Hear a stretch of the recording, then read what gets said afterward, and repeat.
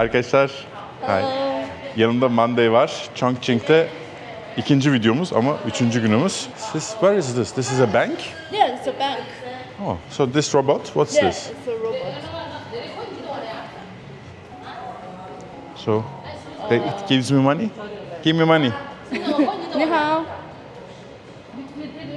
你好，请问你要办理什么业务？ He's asking you what you want. Money. Does it? 很抱歉，无法识别到你说的话。 He said, "I'm sorry, I cannot understand you." Does it speak English now? Does Yeah, it he speak can English? only speak Mandarin. Can you speak English? 很抱歉，无法识别到你说的话。 Ah. 和小智进行对话。 Bye bye. Nice to meet you. Thank you.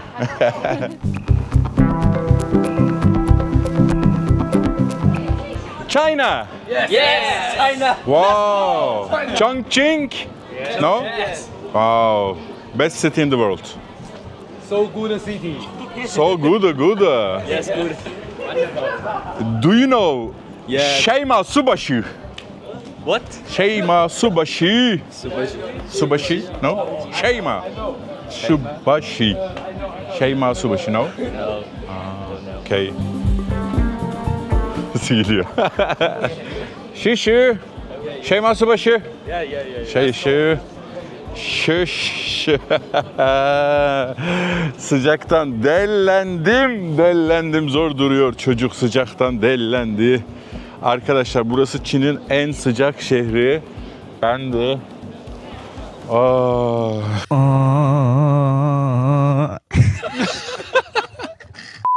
Chongqing şehrinden, Cyberpunk şehrinden selamlar. Şu anda Chongqing şehir meydanındayız. Size çok acayip bir şey göstereceğim. Çünkü Chongqing şehir meydanı hiç görmediğiniz bir şehir meydanı gibi. İlk olarak gökdelenleri görüyorsunuz. Bunlar her yerde var tabii ki. Ataşehir'e gidin vesaire her yerde İstanbul'da gökdelen var. Yani bir orijinallik yok. Şehir meydanı bir orijinallik yok. Şu abi hariç.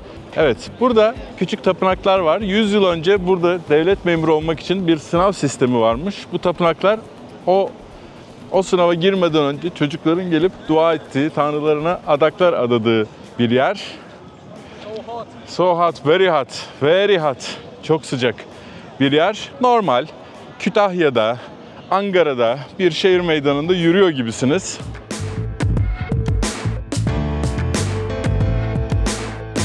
Böyle yürüyorsunuz. Oh mis. Hava güzel. 80 derece. Ama çok acayip bir durum var burada.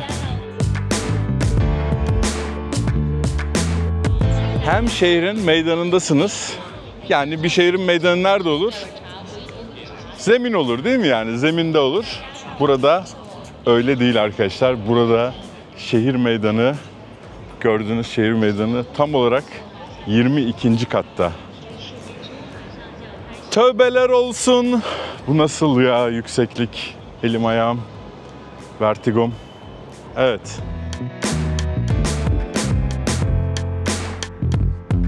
İnanmıyorsanız hile yok. Az önce gördüğünüz meydan ve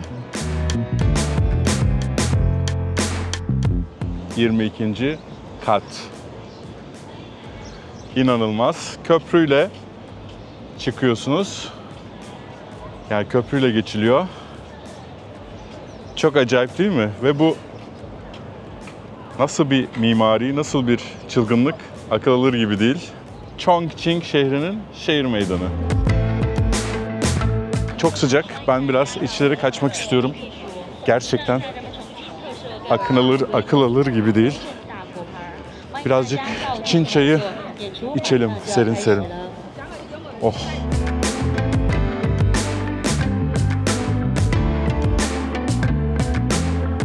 Çay evinde gösteriyle.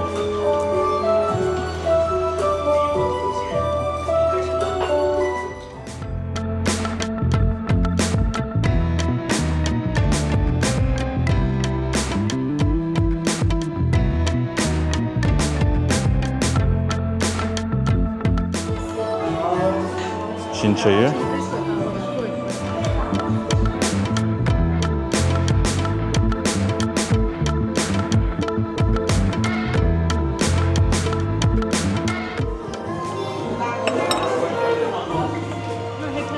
Çinliler de Türkler gibi hararet aldığını düşünüyorlar çayın. Bunların bu vücut sıcaklığı olayı çok enteresan.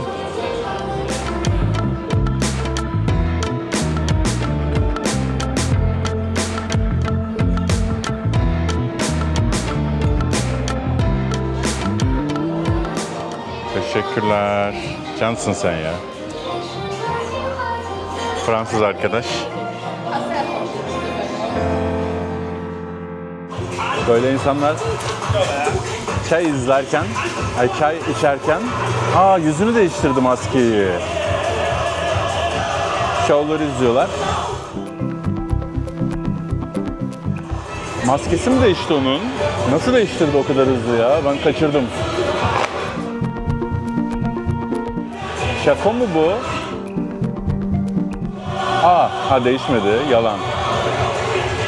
Bravo. Alkış istiyorum diyor.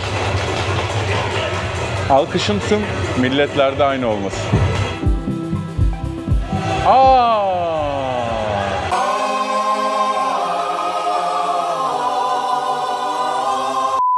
Eski sevgilerinizi yollayabilirsiniz.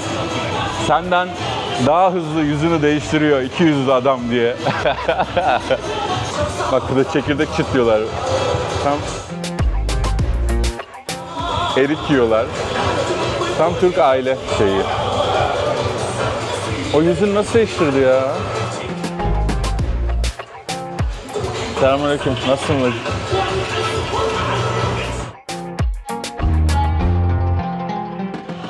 Kızma yavrum. Kızma, çok sinirlendi. Bizim politikacılardan daha hızlı yüz değiştiriyor bu. Olacak o kadar.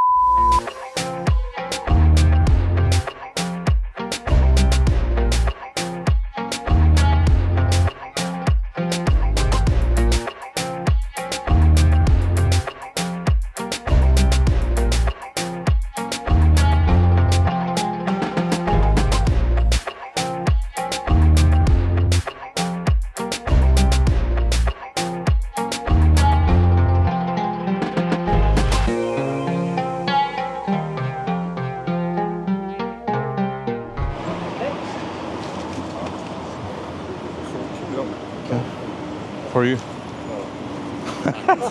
Wow, 80 yaşındaymış. He looks like 60. Yeah. 他说你看就像卤水。 Can you ask him how did he keep so young? 他说 80 yaşında benden daha fit. 他说你啷个保持那么年轻的看起来？他说你啷个保持那么年轻的看起来？自然的那个吧，那个就是高兴就行了噻。 He said just keep happy. Happy? What does he eat to keep so? What he eat? Yeah. 他说你平时吃啥子吃的比较多？我吃啥子啊？大米饭一天3顿是一样。对。Just rice and some food. His Rice. taste, everything is very good. Yeah. Very interesting. How old are you? 他说你好多岁？我73。 73. Oh. 那跟那个后人你不懂吗？ He's still doing this work. He's 73 and he's 80. 80. Yeah. He's 60. Yeah. They look very young. He's still young. Yeah, and he's carrying all this. Yeah. Baksanıza tüm bunları taşıyor adam. Where are you from? Türkiye. Türk. Lasino Türkçe. Lasino anything about? 原来波斯我嘛，波斯人啊，是不是啊？波斯。 Boss? Oh, she said you are the old boss. Boss people. Otobüse biniyoruz. Arkadaşımla. Ümraniye otobüsü. How much for one ticket? Here? 2. Two yen. 7 yani 30, 12 lira falan bilet.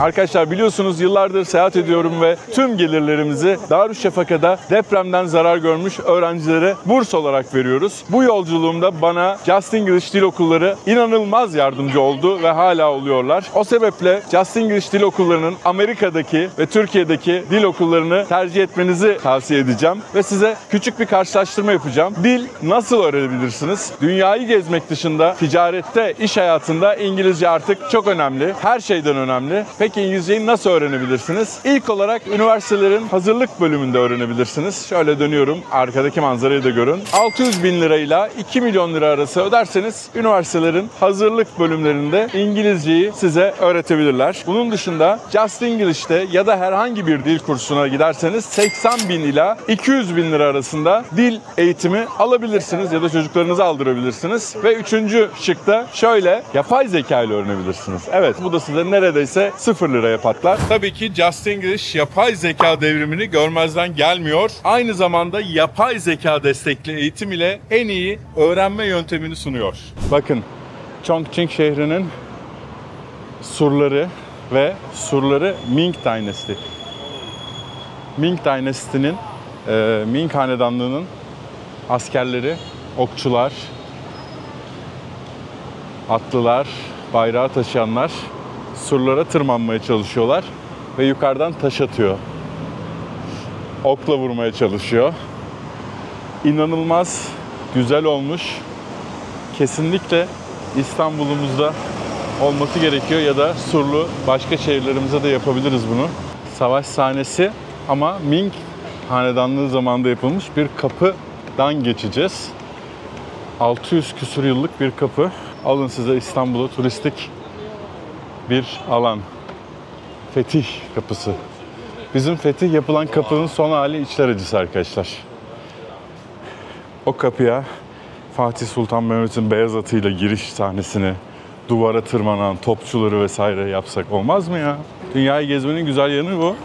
Kendimiz için fikirler de alıyoruz. Özellikle mimari öğrencilerin, ben çok fazla mimari gösteriyorum.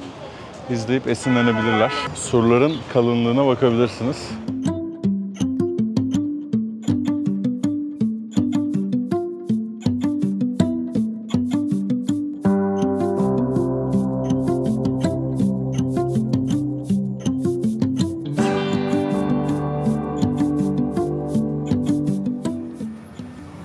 Ne kadar enteresan. Hi. Tapınağa ağaçlar sarmış arkadaşlar. O kadar eski ki. Tabii arka mahalleler o kadar zengin değil. Ama inanılmaz.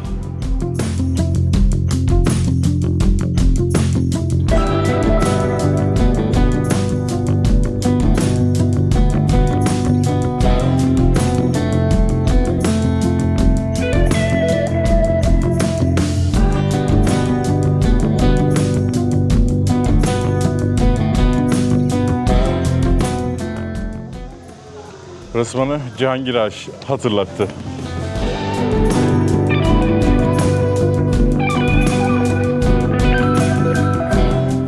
Evet, Çin'deyiz ama böyle bir Fransız tarzı çeşme var. Küçücük bir Fransız kilisesi var. İkinci Dünya Savaşı'nda Çinliler Japonlarla ve Nazilerle savaşırken genel olarak muhtemelen Japonlar ve ordunun destekçileri buradaki. Kilise hastane olarak kullanılmış. Fransızların yaptığı bir kilise, serinlemek için ideal. Çok sade. Yanda bir diskotek var. Onun müzikleri geliyor. It's a church and a discotheque. Yeah.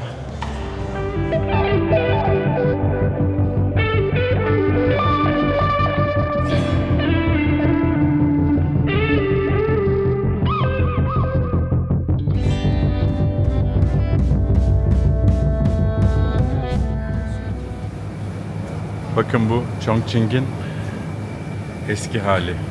Dün gördünüz zaten, bugün de göreceksiniz.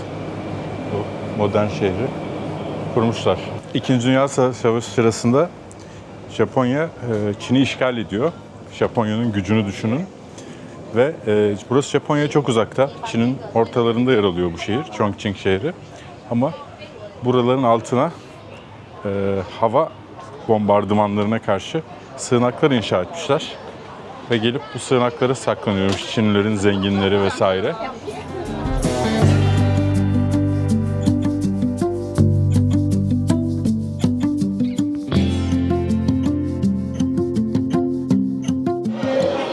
Bakın, şehir o kadar sıcak ki evlerinde klima olmayanlar,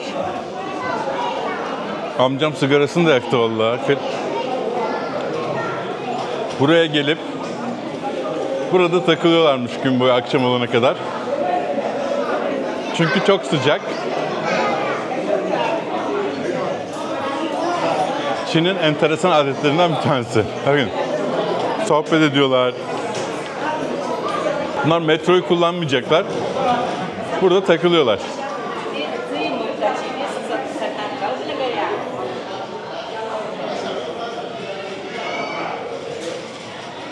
O yalnız takılıyorsun amcam. Niye yalnız takılıyorsun ya?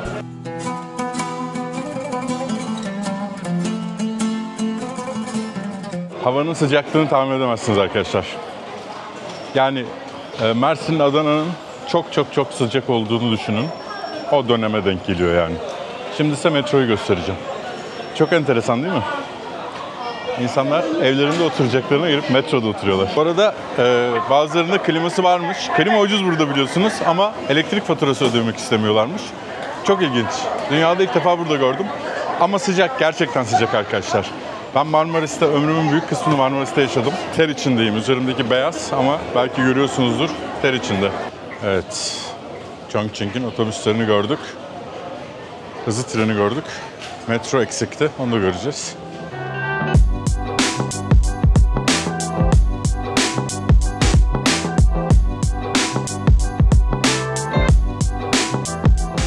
Metro tertemiz. Mis gibi. 2 yuan. Ah sorry. How are you? That's good. 2 yuan yani 7,5 yuan 1 dolar civarında düşünün. Bayağı ucuz. Şimdi belki dünyada çok gördüğünüz ama muhtemelen Türk YouTube'unda ilk defa göreceğiniz bir yere geldik. Şu anda metromuz binanın içine girdi. Evet. Kelimenin tam anlamıyla binanın içine girdik ve dışarıda insanlar bizim olduğumuz binayı çekiyorlar. Chongqing şehrinin başka bir bölgesindeyiz. Bayağı uzaklaştık burayı görmek için. Şimdi gidiyoruz bakalım. Olay ne? Olay ne? Anlayanlar anladı. Devam ediyoruz. Kaç kat indiğimizi saymayı unuttum ya. İndikçe bitmiyor.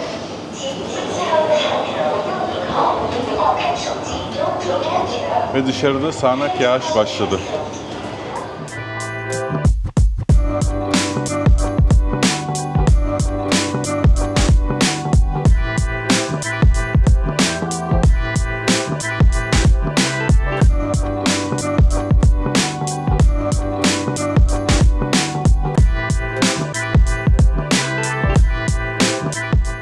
From China or? Yeah, I'm Chinese. But it's my first time to here. Ah, where are you from? I'm from Henan, Zhengzhou. Hunan. Henan, Zhengzhou. And you? Yeah. We Henan, Qingzhou. yes, we come together. We come there together. Yes, nice. Kara tren gecikir, belki hiç gelmez. Dağlarda salınır da derdimi bilmez. Düşünün şurada oturuyorsunuz. Tren geliyor, bıngıl bıngıl bıngıl bıngıl. Kan dolar yüreğim, gözyaşı. Benim babaannem itfaiyenin orada yakınlarında oturdu ama tren yoluna çok yakındı evi. Böyle eski 1980'lerde. Tren geçerken ev hep sallanırdı böyle. İtfaiyeye çok yakındı, Adapazarı'nda. Adapazarlılar bilecek. Şimdi oralar tabii Allah'ım ne olmuş. Hızlı bir bilgi vereceğim.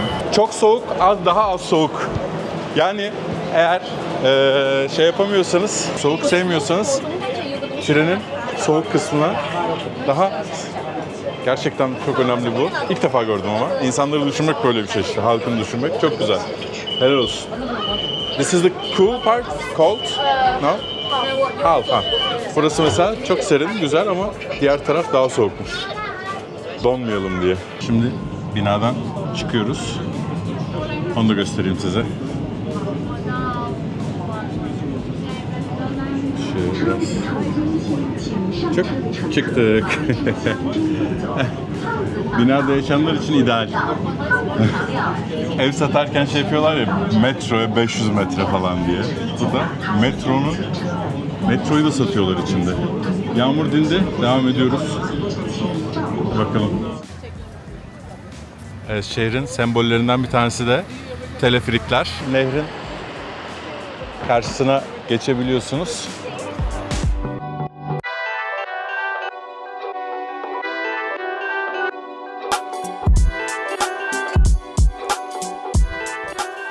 Bu teleferik çok popüler ama şöyle bir sıkıntı var. Buranın nüfusu biliyorsunuz 1,5 milyara yakın. Yani çok sıra beklemeniz gerekiyor. Yani çamurlu bir nehir, Yangtze Nehri. Güzel bir nehir ama yani Yangtze Nehri'nin çok güzel bir tarafında değil. Yani vaktiniz varsa şey yapabilirsiniz ama yani. Şehir çok hızlı büyümüş arkadaşlar. Bunları muhtemelen yıkacaklar ve yerine yine Çince bir müzik çıktı. Ha, spor. They're doing sports. Huh? This is the White Elephant area, and Yeah? this is the building we are going. This building. Okay. It's very old. Şu anda Chongqing şehrinin ne kadar Çince bir isim ya. Biz çocukken bize at deser Çince bir şehir ismi. Chongqing derdik. Chongqing. Çok saçma. Evet, Beyaz Fil Meydanı. Yine bu şehrin çok özel bir binasına gidiyoruz ama bu bina gördüğünüz gibi bayağı çirkin. Eski bir bina. Hadi gelin bakalım sizi göstereyim. Bu aynı zamanda kuryelerin korkulu rüyasıymış bu bina. Çünkü bu binada asansör yokmuş arkadaşlar. Mecburen yukarı çıkacaklar. Bu bina ama özel bir bina, göreceğiz şimdi. Fil meydanındaydık ya, demin kadınlar dans ediyor. Tabii ki zannediyorsunuz ki zemindeyiz. Chongqing böyle sürprizler yapıyor ama aslında biz 12. kattayız arkadaşlar. Görüyorsunuz 12. kat işareti var. Binanın 12. kat, demin meydandaydık. Hanya! Şeyma Subaşı. Kız korkuttu beni. Ünlü Raffles Oteli. Dünkü videoda göstermiştim size. Bu Mandal Köprüsü. Ben Mandal Köprüsü diyorum. Bu fotoğrafçılara... Maybe here? Fotoğrafçılara konu olmuş bir merdiven. Burada görüyorsunuz. Bu merdivenlerde de bu arada Çin filmleri de çekilmiş.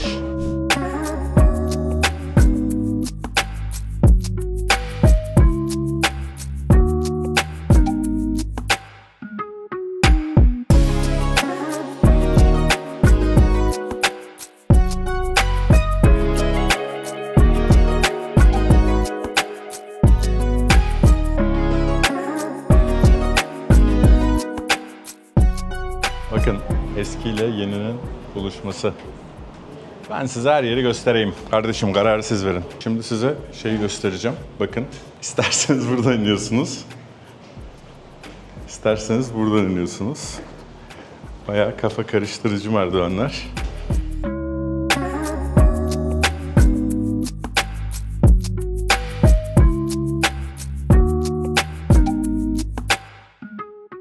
Evet.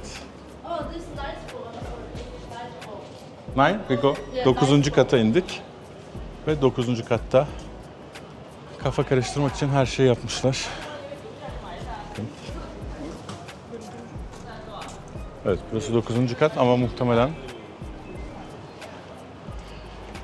benim otelim burada. Onun için bulamıyorum abi. Kahveciye gidiyorum. Aşağı ineceğim, başka bir şeyler de çıkıyor. Delirdim ya. Çok ciddi söylüyorum yani. Çekmedim ama. Sıcak ya bir de. Abi ne oluyor diyorum ya. Yani iniyorum aşağı, yukarı çıkıyorum. Saçma sapan.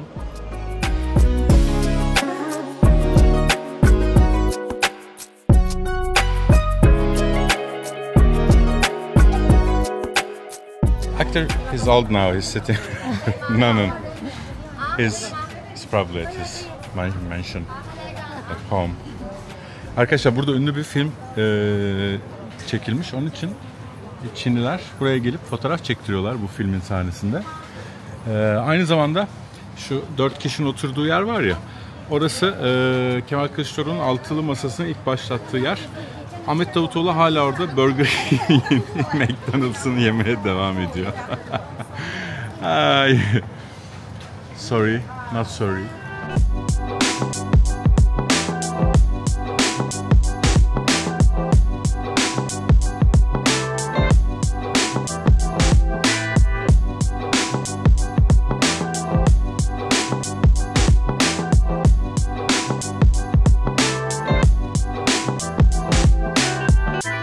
Arkadaşlar çok sıcak, bir şey yiyemeyeceğim için karpuz aldım, incir aldım, erik aldım, şeftali aldım. Burada benim dünyada hiç görmediğim erikler var. İncirleri birazcık, erikler var. Şöyle bu incirleri, bu da yeşil erikler ama çok güzel yeşil erik. Yani bizim kırmızı ile yeşillerin arasında bir şey. Her neyse mahvoldum bugünlük. Kendinize iyi bakın. Mahallem bayağı güzel ama burası bayağı boş. Kız da beni çekiyor arkada. Görüşürüz. Kanalıma abone olmayı unutmayın. Kendinize iyi bakın. I love you. Bye bye.